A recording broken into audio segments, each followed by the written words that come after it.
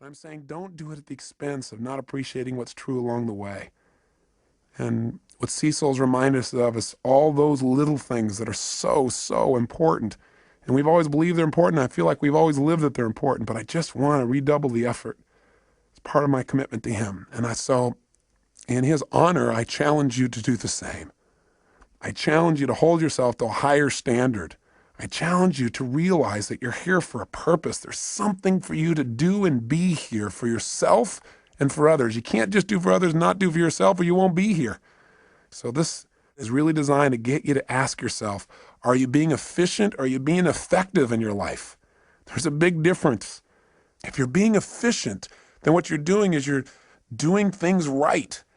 But if you're being effective, you're doing the right things. Are you doing the things that are going to give you the most joy in your life? Why are you doing what you're doing? And where is it taking you? You know, we all need to have what I call a code of conduct, a set of standards we hold ourselves to every day about how we're going to be as people, the kinds of states we're going to live in, because it's out of those states that we affect everyone around us. Just stop and think about what's most important. Think about why you're here. What's the purpose of your life? Step out of the moment and into eternity. Think about what's eternal when you're feeling insecure.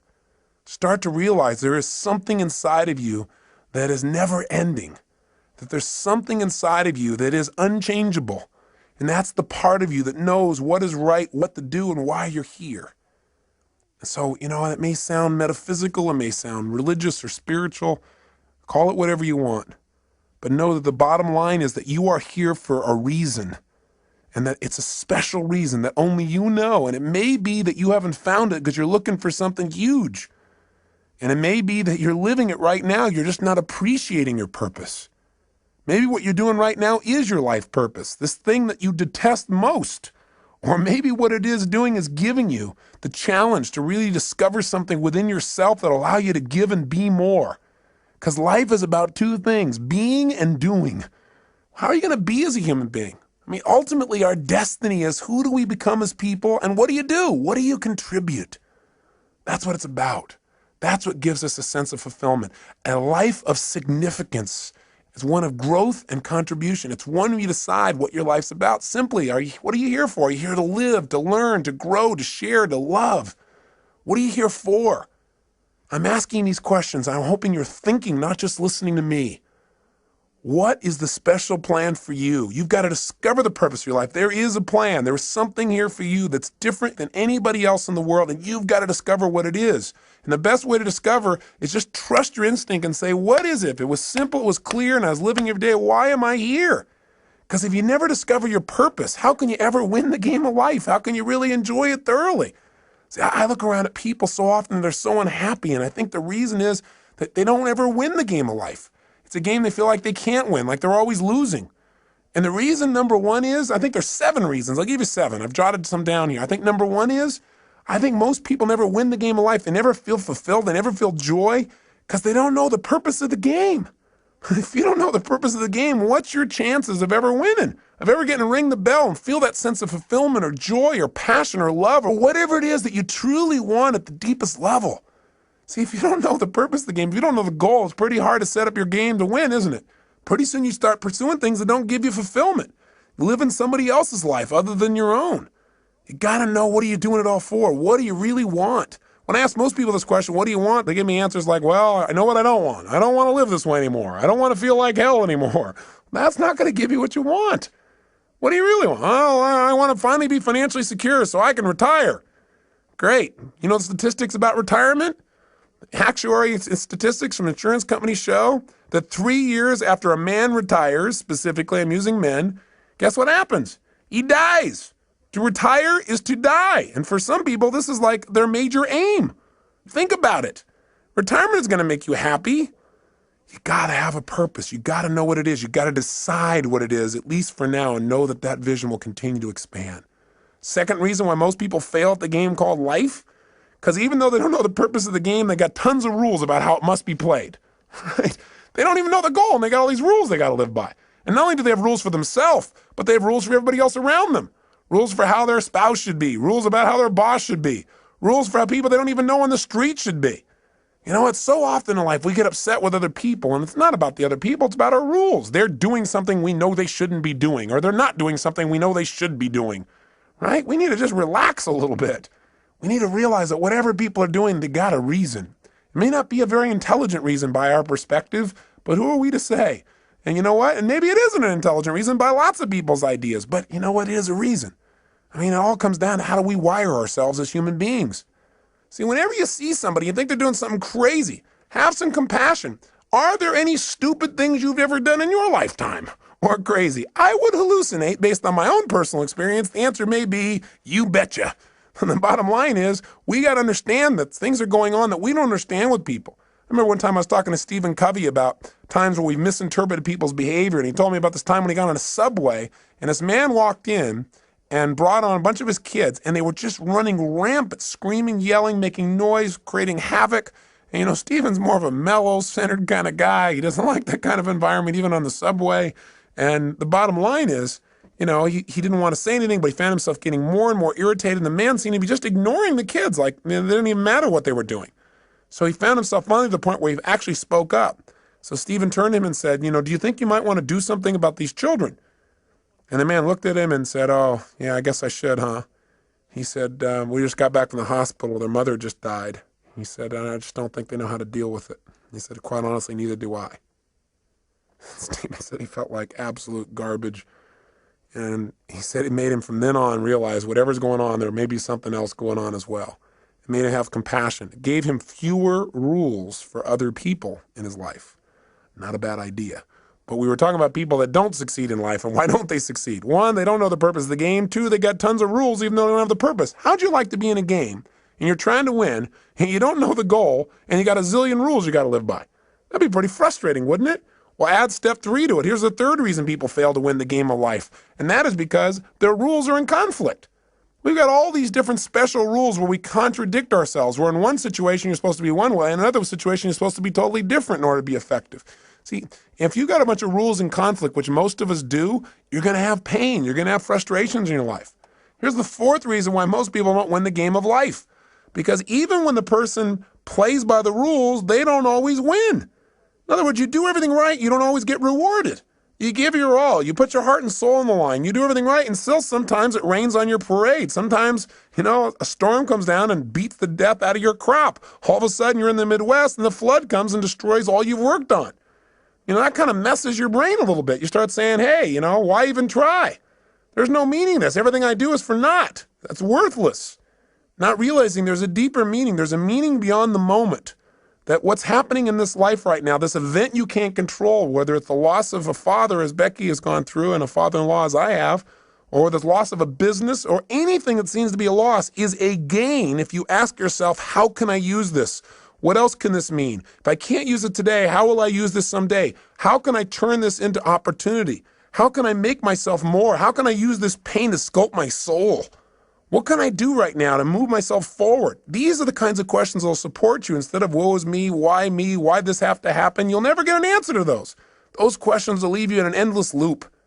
Here's the fifth reason why most people fail in the game called life. Sometimes you break the rules and you win.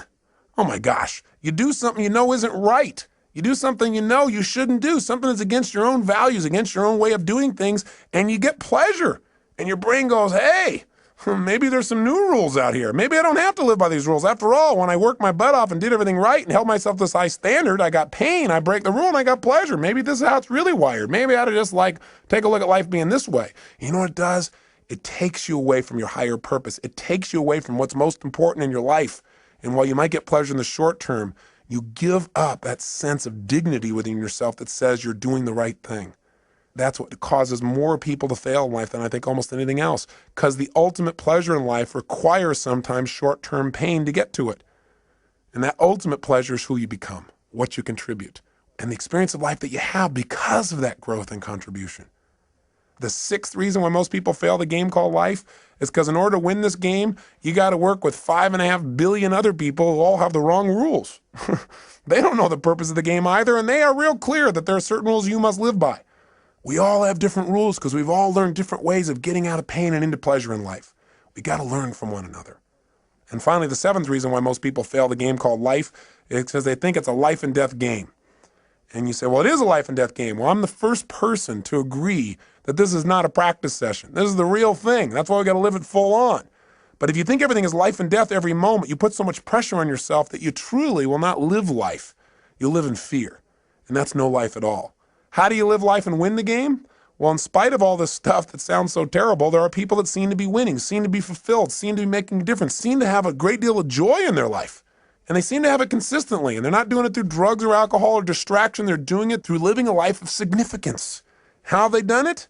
They do what we do in our Date with Destiny seminar. We accomplish 7 things in that seminar. And I bring it up because I hope you'll take the time and actually come, where we'll get your purpose and your mission statement and your values all in the exact order you ideally need them to be, so you're being pulled in the direction you want instead of being pulled in multiple directions. But for right now, here's what we do. And this is what we're going to start doing on this tape. Is the first thing these people have who succeed or are fulfilled is they've decided what the purpose of the game is, at least for right now. Do you follow me on this? They said, okay, I don't know what the purpose is ultimately, but let me just decide. For right now, the purpose of my life is to what? It's to love and be loved. It's to grow. It's to expand. It's to make a difference. Do this. It's do that. They come up with a purpose, which is what I want you to do at the end of this tape. The start. I know it's not the end all and be all from one tape, but I want to get you started on a mission statement, a purpose statement for your life.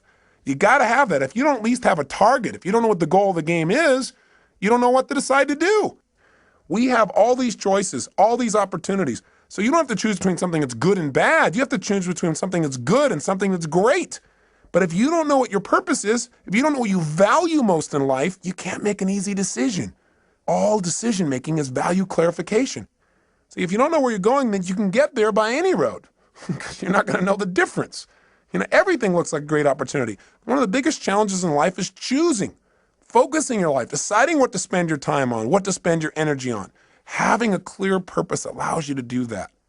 The second thing you want to do to make your life work, and those who succeed do this, is they have fewer rules. The more rules you have about how people have to be and how life has to be for you to be happy, the less happy you're going to be. See, the happiest people are those people that say, every day above ground is a great day. The happiest people are people who find joy in a smile, joy in adventure, joy in a simple action. So if you can find joy in that area, then all the big things are just a big bonus for you in your life. So when you find yourself starting to react to something that someone else has done, then you might want to ask yourself, how significant is this really, right? Is this so bad? Is it okay for this person to have a different opinion, a different view, a different feeling than me in this area? And in most cases, you might say, yeah, it is. What would you have to believe in order to be upset? That everybody has to live by your rules? Well, maybe in some areas that's real important. Maybe some other areas it's not as significant. You can just let go of it and have a lot less pain. The third thing that people who win the game of life seem to have in common is they've made their rules consistent. They found the conflicts in their life, and when they find them, they've been honest with themselves and say, this is a total contradiction of what I normally believe in other areas. No more. This is not how I'm going to live my life. Fourth thing these people do that make them succeed is they give themselves pleasure whenever they win, even when the world doesn't. This is really important. You got to realize that sometimes you'll do everything right and you won't get acknowledged. So what? Acknowledge yourself. You got to catch yourself doing little things right and give yourself the pleasure you deserve. After all, if somebody else tells you, hey, great job, and that makes you feel good, it's not them saying great job that makes you feel good. It's when they say great job, you stop and say, that means I get to feel good. And you send a little neurotransmitter that allows yourself to feel the pleasure feeling in your body. Why not just give it to yourself so that you keep yourself on track so you're always reinforcing good behaviors, excellent behaviors, commitments to your highest values. Fifth thing these people have in common is when they screw up, when they don't do things right, when they violate their own values, when they violate their own sense of purpose in life, they give themselves a short burst of pain. They say, hey, this is not who I am. I stand for more. They don't wait for the world to have to give them pain. That's why they're on track. The sixth thing that these people that win have in common is that they know that everybody in life has different rules. And so when they get in a relationship with people, they know they've got to have other people in their life to help succeed in a particular area, they try to find out their rules. Because if you know what's most important to people, if you know what their rules for life are, what their musts are in life, it's a lot easier. And lastly, people who succeed in life, they've learned that life has a purpose, but they also at the same time don't take life too seriously. They don't take themselves too seriously.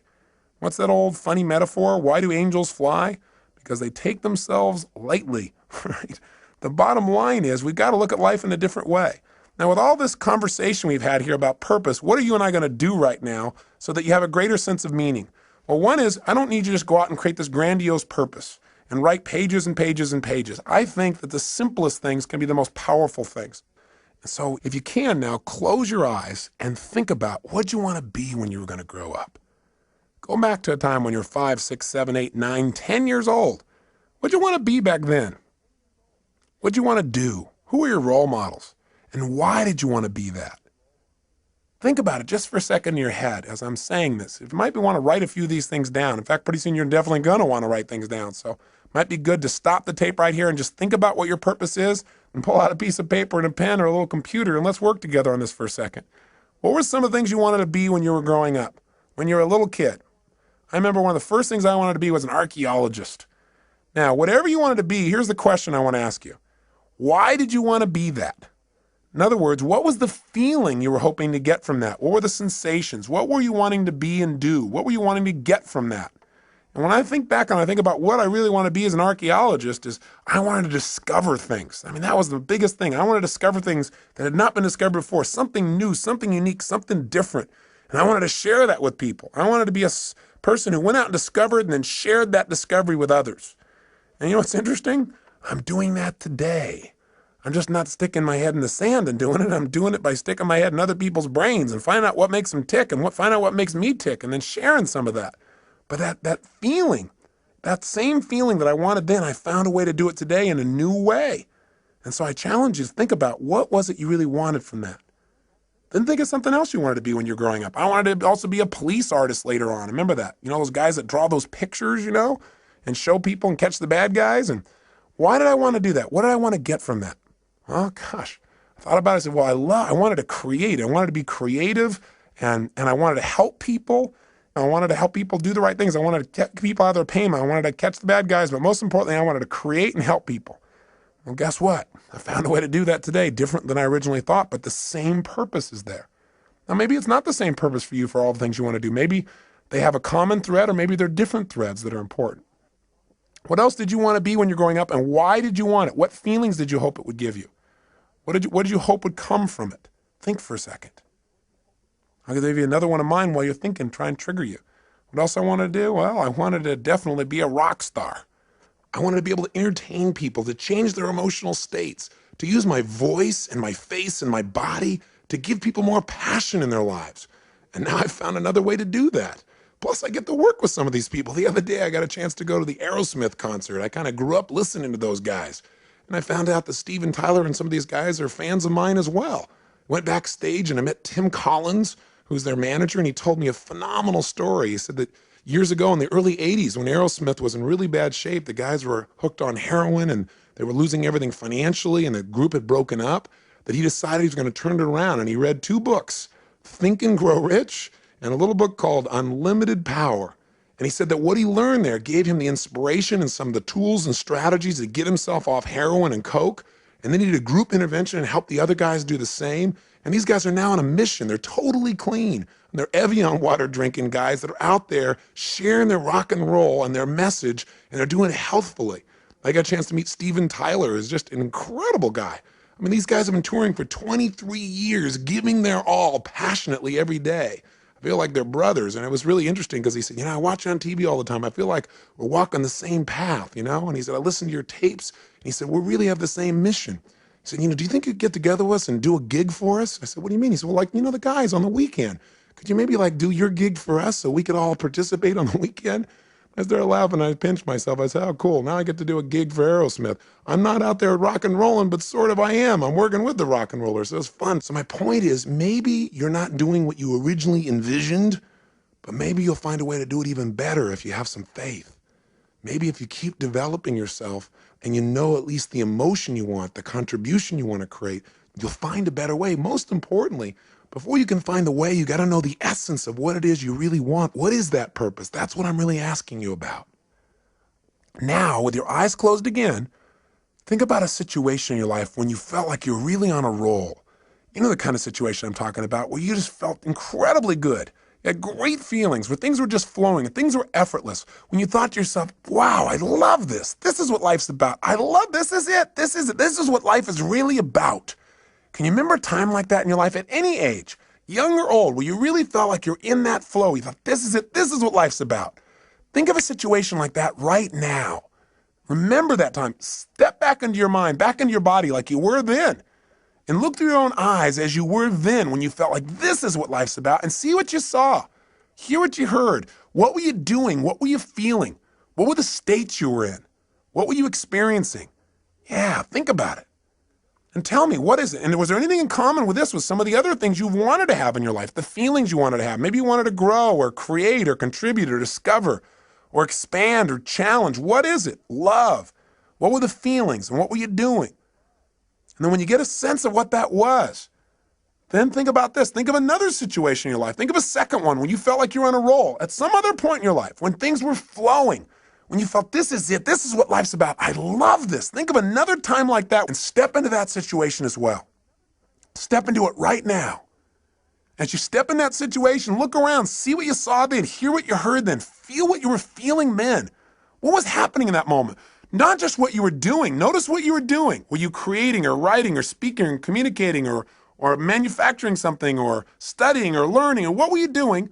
But also, how were you feeling? What were the states you're in? And what were you doing for others if they were involved? Were other people involved? What was the process? How were you being and what were you doing? Feel it in your body. Is there anything that is similar between this and the last experience? Or anything about this that's similar between this and the feelings that you wanted from those things you wanted to be when you were going to grow up? That's it. Notice it and capture not only the idea of this, but the feeling as well. Now, one more time, think of something else. Another time at any age when you felt like you were on a major roll. Things were really flowing, when you felt incredible, when you felt like, I love this. This is what life's really about. This is it. Think of another situation like that right now. And as you step into that situation right now, notice, what were you doing? What were you creating? What were you sharing? What were you feeling? And feeling these feelings, think about the purpose of your life. If you were going to say it in a simple phrase, not even paragraphs and paragraphs, simple phrase or a sentence or two, and you're going to write down the purpose of my life is to what? And if you're going to do it and you're going to have a couple simple criteria, one is got to be stated positive. Not the purpose of my life is to stop all the horrible things in the world. No, something positive. Something stated in the positive. And if it was going to be something brief, and if it was going to be something emotionally charged in terms of its words for you, and it has to have how you're going to be as a person and what are you going to do. And it's got to include not just other people, like I'm going to change other people's lives or I'm going to make the world better for other people. You got to be in your own mission statement. You got to be your own purpose statement. You got to be in there too, and other people. Don't just have it, the purpose of my life is for me to be happy, because we're all connected. So if it's you and others, being and doing, brief and short, what is the purpose of your life? What is it? Right now, what comes out of your head? Not the right answer, not the perfect answer, just the answer. The purpose of your life is to be and do what for yourself and others? Just say it out loud. Just say it. Don't even write it down first. If you got pen and paper, then write it down. Purpose of my life is to what? Say it again. Try something. Keep changing it. And if you write it down each time, it'll give you better. So I'd prefer if you wrote it down. But just come up with something. The purpose of my life, for me, Tony Robbins, is to serve God and my fellow man by being a powerful, loving, passionate, outrageous, courageous, strong, playful, crazy example of the unlimited possibilities that God gives when you commit your life to service, when you're really focused on contribution. That's what my life's about. I know what I feel. I can change the words slightly here and there, but I know the essence of my life. And you've got to know what that is for you. That is what will help you to make the decisions. That'll give you the motivation to get up early and stay up late. That'll make you connect with people in a way you've never connected before, but you got to know what it is. And it's got to be more than just you. You and others got to be brief. It's got to be emotional. It's got to be intense. So go do it right now. Turn off the tape and just start writing like crazy. What is the purpose of your life? And when you write something, write another thing. Cross it out and write another one. And keep writing it better and better until you got something you like, then to turn the tape back on. Go for it. Do it now. The purpose of your life is to what? You did turn the tape off, didn't you? You're not just sitting there thinking, come on, if you write it out, it'll be better with more precision. Turn it off. And if you're on your way back, then just ignore the last sentence. Welcome back. Now, do you got something you really like? I hope so. Now, I know it's not the end all and be all, and it better not be perfect, or I'm going to come through this tape and grab you. Your job is not to be perfect. It's to be excellent. Perfection can never really be achieved anyway. If you're truly a perfectionist, then it's never perfect. But it's getting better all the time. So what is the purpose of your life? And how does it feel when you think about this is the purpose of my life? Now, let me give you one other criteria. Did you write it so you can only achieve it once you die? If so, change it. Because we don't want you to have to die to achieve your purpose, which is what some people have. It should be something you can experience every day. You know, whatever you do, Whether you're just sitting at the lunch counter, you're walking through a grocery store, you're going and conducting your business, I don't care what it is. It should be something you can feel. And you got to find what that is for you and how to language that, at least for now, so you know the goal of the game. With that, your life takes on a whole nother dimension. So as you go out over the next month, try something. Take this purpose statement and keep it in front of you. Put it in the system you use for managing your time and keeping your to-do list. Put it up on the wall nearby. And as you look at it each day, don't just write it and forget about it. Think about each day, how can I live my purpose more? And when you go to make a decision about doing something and you're not sure why you're doing it, you can always go back to your purpose.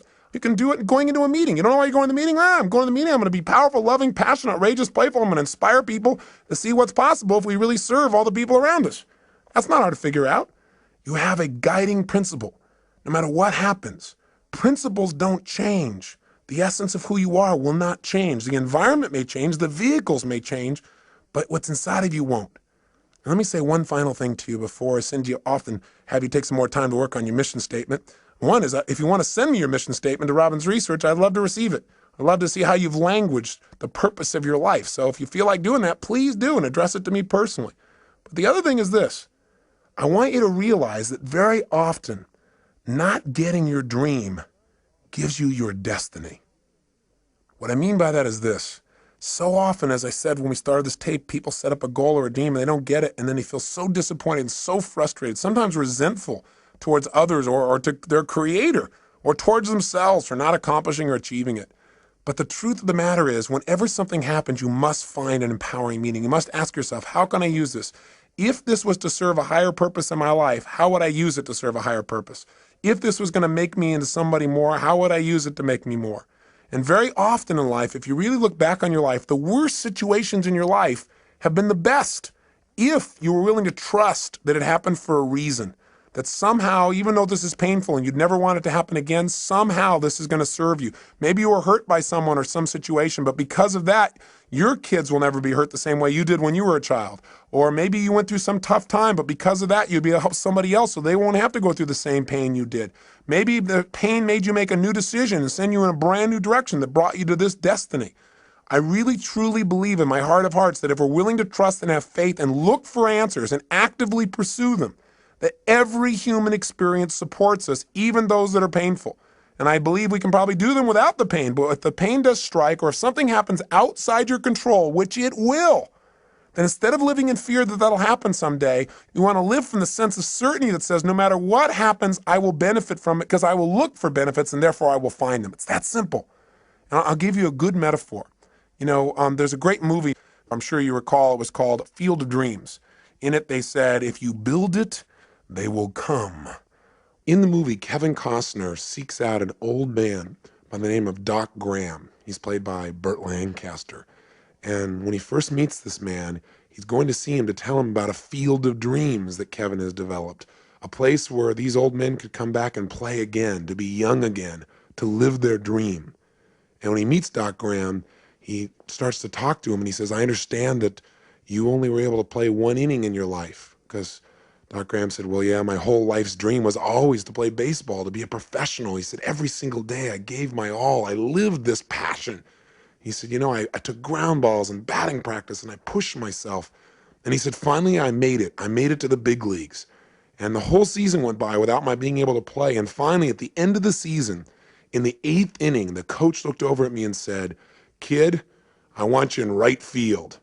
He said, I was so happy. I couldn't believe it. I ran out onto the field, and he said, I stood out there in right field waiting for somebody to hit it to me, waiting for my chance. And nothing happened. Then when we came back in, he said, my turn to bat never came. And the next year, they, without giving me another chance or even giving me a chance, they sent me back to the minor leagues. And he said, I just couldn't take it. I couldn't take going through that again, so I quit.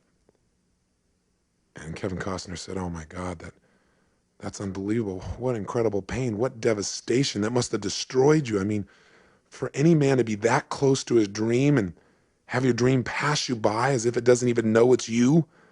He said that must have been the most destructive, painful thing. That's a total disaster.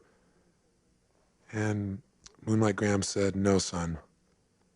He said, Playing baseball for only 5 minutes was not a disaster. Playing baseball for only 5 minutes was not devastating. What would have been a disaster, what would have been devastating, is if I'd only been a doctor for 5 minutes. You see, if I would have hit that baseball, that might have been the bigger disaster, because then I never would have come to this little town. I never would have saved this man's life or delivered that little girl or got to know the people that now are my best friends in the world. He said that would have been a disaster. In other words, sometimes not getting your dream gives you what you really want, what you really need, what you're really destined for. And if that part of the movie didn't give it to you, they followed up with another scene. Finally, there's a chance, Kevin Costner makes arrangements and he said, listen, there's this field of dreams. You can come on it. You can be young again. You can live your dreams still. And he brings Moonlight Graham to the field with all the other players. And when he steps out on the field, he's young again. And he's wearing his uniform and he can feel the warm sunshine on his body again and these youthful muscles and the smell of the fresh cut grass and the baseball in his hand. And finally, they're beginning to play. And just as Moonlight Graham is finally stepping into the batter's box, finally he's going to get a chance to get that hit in life, in professional baseball, his dream. Right at that moment, there's a scream in the stands because Kevin Costner and his brother are having a conversation, and his brother doesn't see these players on the field. He doesn't have the faith to experience the beauty and the joy and the fun and what's right there in front of him. He can't see it because of his lack of faith.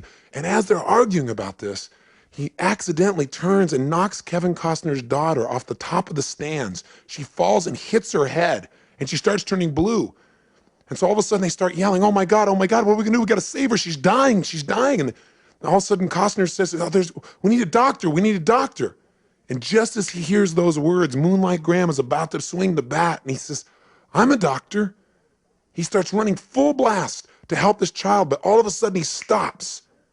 And he looks down, and there in front of him is the foul line that divides the field of dreams from the other world. And he knows if he crosses it, he can never go back. He can never live his dream. He doesn't hesitate anymore. He immediately steps across, and he saves the child's life. He loses his dream, but he lives his destiny. The moral is very simple.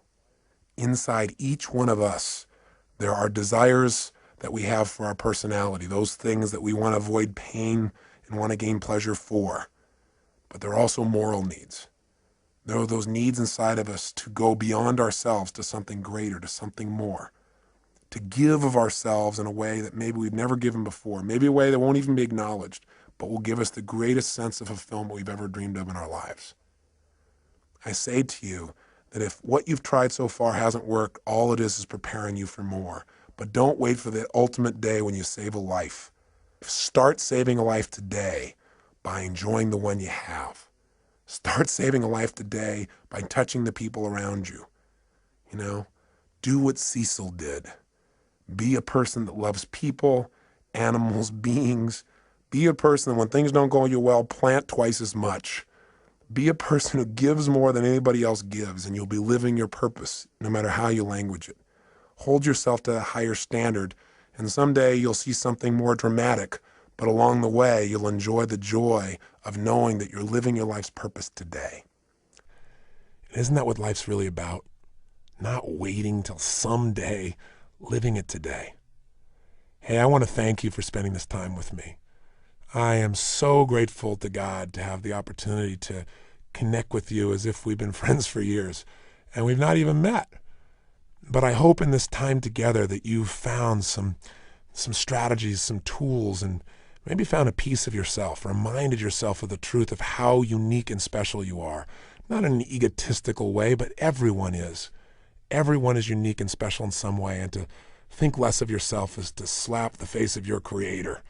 You've been given gifts, and it's time to make them real.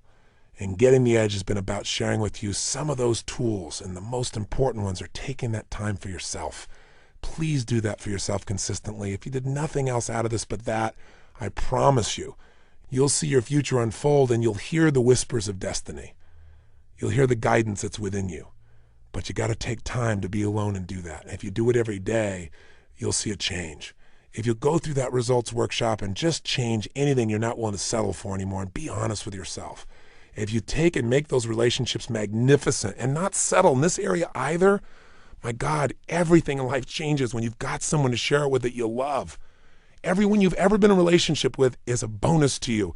It's one of God's great gifts. But if you can find that soulmate, you got everything.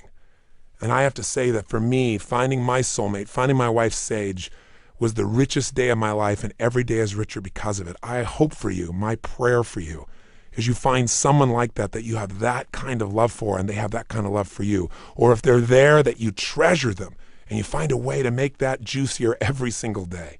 If you do that, and on top of it, you energize and alkalize and get that vitality in your body, if you master your finances, turn your emotions into your friend, and you find your purpose, then the life you create will be so much greater than your dreams. Your old dreams will seem like cartoons by comparison to the life you're living. And if you're able to make those kinds of changes, you'll be able to stand proud knowing you're the one that did it. But I'll also have a special pride of knowing that maybe I helped in some little way to guide you deeper into connecting with yourself. Because the ultimate edge is connection with yourself, with your creator, with your friends, with your family, with life itself. And if you do that, then these 7 sessions were certainly well worth both our time. So I wish you well, my friend, and for now I say so long. But I hope I'll see you sometime soon, and you'll share with me the story of your success and what you've done. Please email me, write me, or come see me at a seminar. I'd love to meet you personally. But until then, make sure that every day is lived to the fullest. Don't settle for less than you can be. Be one of the few who do versus the many who talk. And be sure to live with passion. God bless. I hope to see you soon.